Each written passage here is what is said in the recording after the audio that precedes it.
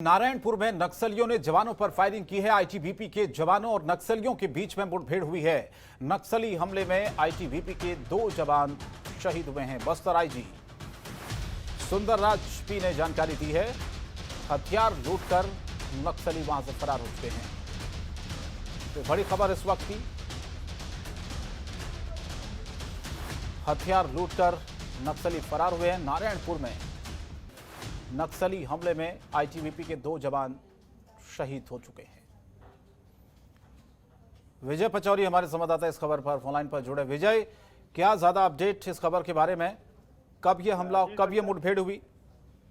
जी शंकर, मैं बिल्कुल बता दूं कि नारायणपुर का ये इलाका है करिया मेटा और कड़े नार जो है, जहां बेचा के बीच में जो है सड़क निर्माण का काम कराया जा रहा है। ये नारायणपुर से दंतेवाड़ा और बारसूल को जोड़ने वाली सड़क है जो नक्सलियों के कई साल से कब्जे में थी। अब इस इलाके में लगातार विकास हो रहा है। विकास का रोड़ा हमेशा ही नक्सली बनते आए। आज भी रोड ओपनिंग सुरक्षा के लिए आईटीबीपी के 45 बटालियन के जवान निकले हुए थे। जवान जब सर्च अभियान पर निकले हुए थे, जहां पर उनको सुरक्षा देना था, उस इलाके में जब वो पहुंचने के लिए निकले थे, पहले ही नक्सली घात लगाए बैठे थे। जैसे ही जवान उस इलाके में पहुंचे, नक्सलियों ने भरस फायर खोल दिया। सामने चल रहे जो जवान थे वो समझ पाते तब तक देर हो चुकी थी और नक्सलियों ने जो गोलियां चलाई थी, सामने चल रहे असिस्टेंट जो कमांडर थे सुधाकर सिंधे, उनको और गुरमुख सिंह जो थे हेड कांस्टेबल, उनको गोली लग चुकी थी।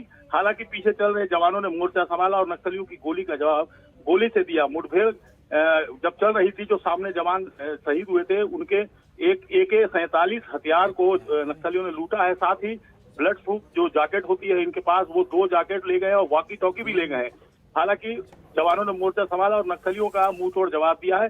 जब दूसरी पार्टी को जब उस इलाके में भेजा गया तो नक्सली जवानों को देखकर वहां जंगल और पहाड़ी की आड़ लेकर भाग निकले। इस मुठभेड़ में जो शहीद हुए हैं जवान, उनको नारायणपुर मुख्यालय लाया जा रहा है और इस इलाके की सर्चिंग सरगर्मी से बढ़ा दी गई है। शंकर, बहुत बहुत धन्यवाद इस तमाम जानकारी के लिए विजय।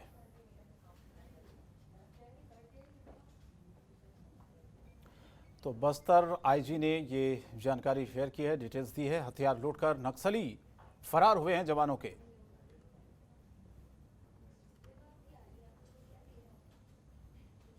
और देश के पूर्व प्रधानमंत्री राजीव गांधी की जयंती सद्भावना दिवस के रूप में मनाई गई। मुख्यमंत्री भूपेश बघेल ने अपने निवास कार्यालय में राजीव गांधी की तस्वीर पर माल्यार्पण कर उन्हें नमन किया। इस मौके पर मुख्यमंत्री भूपेश बघेल, विधानसभा अध्यक्ष डॉक्टर चरणदास महंत सहित मंत्रिमंडल के सदस्यों ने मुख्यमंत्री निवास में आयोजित कार्यक्रम में सद्भावना दिवस की शपथ ली।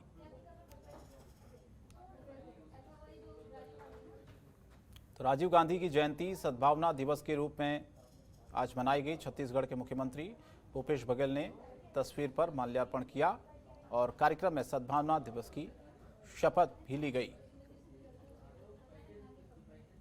तो ये कार्यक्रम की ही आज की ही तस्वीर है, जिसमें आप देख पा रहे होंगे छत्तीसगढ़ के मुख्यमंत्री भूपेश बघेल को।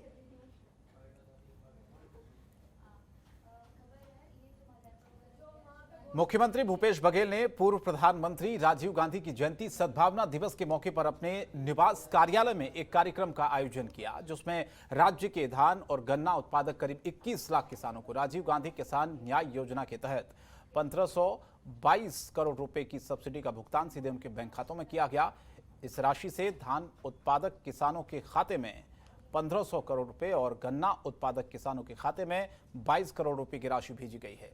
आपको बता दें, गोबर खरीदी में पशुपालकों और ग्रामीणों को 1 करोड़ रुपए, स्व सहायता समूहों को लाभार्थियों को 2 करोड़ 55 लाख रुपए, गौठान समितियों को 5 करोड़ 48 लाख रुपए का भुगतान किया। साथ ही कार्यक्रम में मुख्यमंत्री ने राजीव आश्रय योजना के हितग्राहियों को पट्टे भी बांटे।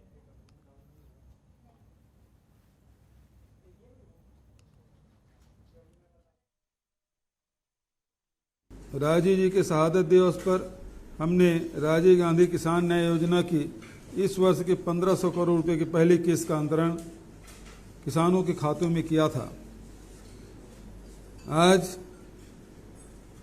किसान न्याय योजना की इनपुट सब्सिडी की किस्त के रूप में 1500 करोड़ रुपए की राशि तथा गोधन न्याय योजना के तहत 1 करोड़ रुपए के लगभग एवं 22 करोड़ रुपए गन्ना सब्सिडी के किसानों के खाते में अंतरण करने पर अग्रिम शुभकामनाएं मैं देता हूं। राज्य को धान का कटोरा।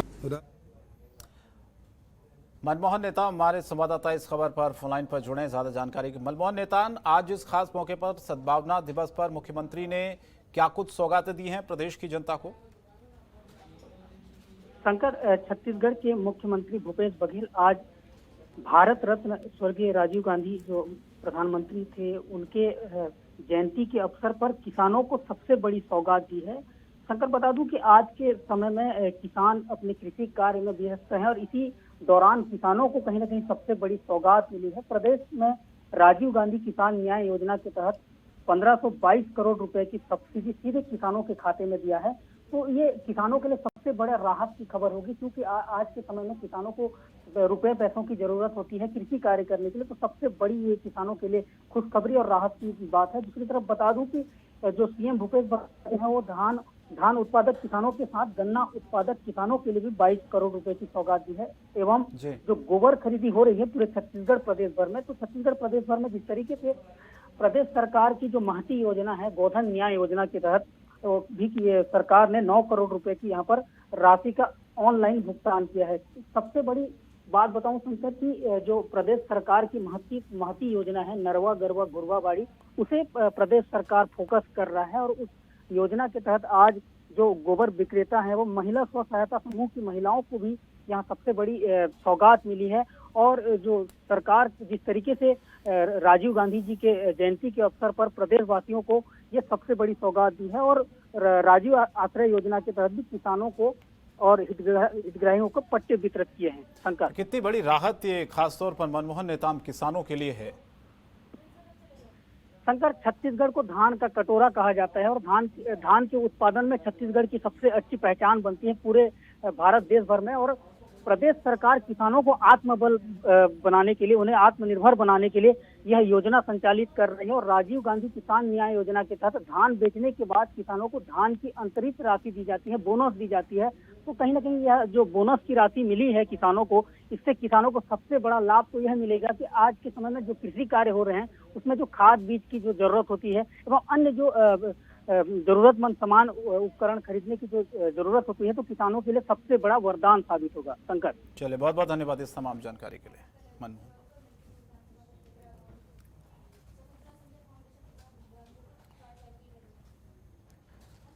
और भाई बहन का पवित्र त्योहार रक्षाबंधन को कुछ ही दिन बचे हैं, जिसको लेकर बाजार भी पूरी तरह से राखियों से सज चुके हैं।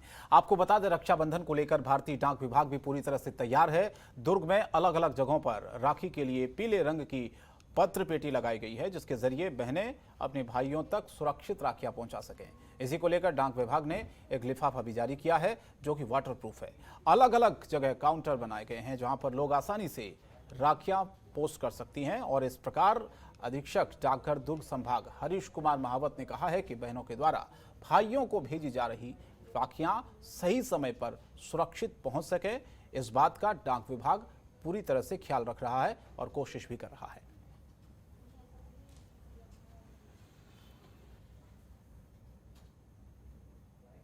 राखी त्यौहार को देखते हुए दुर्ग संभाग में कुल 5 जिले आते हैं। दुर्ग, राजनांदगांव, बेमेतरा, बालोद और कबीरधाम। इन 5 जिलों में अलग अलग स्थानों पे कुल 23 अतिरिक्त पीली रंग की पत्र पेटी लगाई गई है।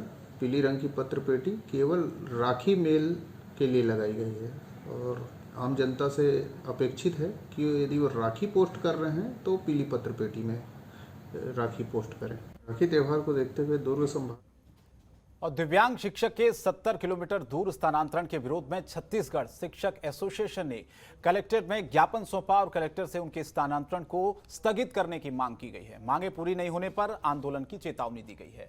छत्तीसगढ़ टीचर्स एसोसिएशन धमतरी के जिलाध्यक्ष डॉक्टर भूषणलाल चंद्राकर ने आरोप लगाया कि डुबान क्षेत्र के शिक्षक किशन मंडावी, जो कि कोहका में तैनात हैं, पिछले दिनों तिर्रा में 2 संप्रदायों के बीच कुछ मतभेद हुआ था, जिसमें शिक्षक का नाम जबरदस्ती जोड़ा जा रहा है, जबकि उस दिन शिक्षक किशन मंडावी रायपुर में था। इसकी जानकारी शिक्षक मंडावी ने शिक्षा विभाग को दी है। इसके बाद भी उन्हें जबरदस्ती परेशान किया जा रहा है। लेकिन जिला शिक्षा अधिकारी ने शिक्षक के रूप पक्ष जाने बिना एक तरफा कार्रवाई कर उन्हें 70 किलोमीटर दूर स्थानांतरित कर दिया है, जबकि वर्तमान में राज्य शासन द्वारा स्थानांतरण पर रोक लगी हुई है।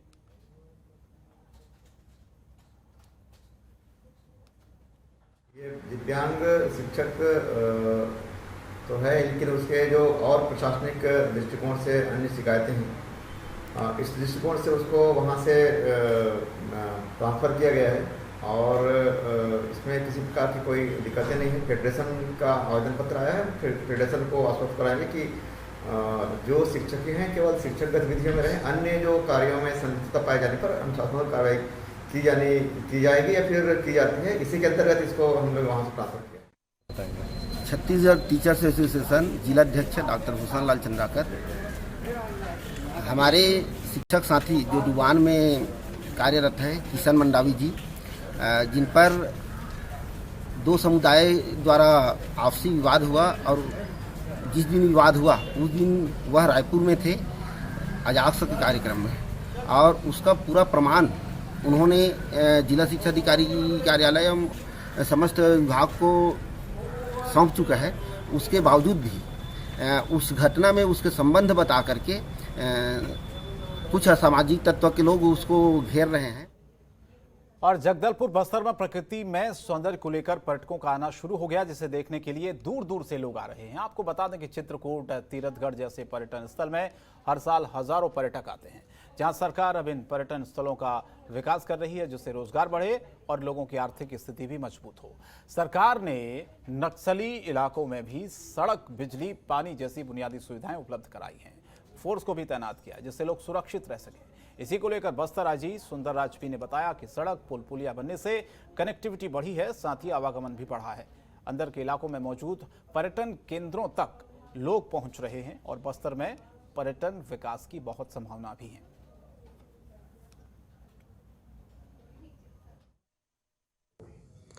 बस्तर संभाग की प्राकृतिक सौंदर्यता के कारण से इधर टूरिज्म का काफ़ी बड़ी संभावना है।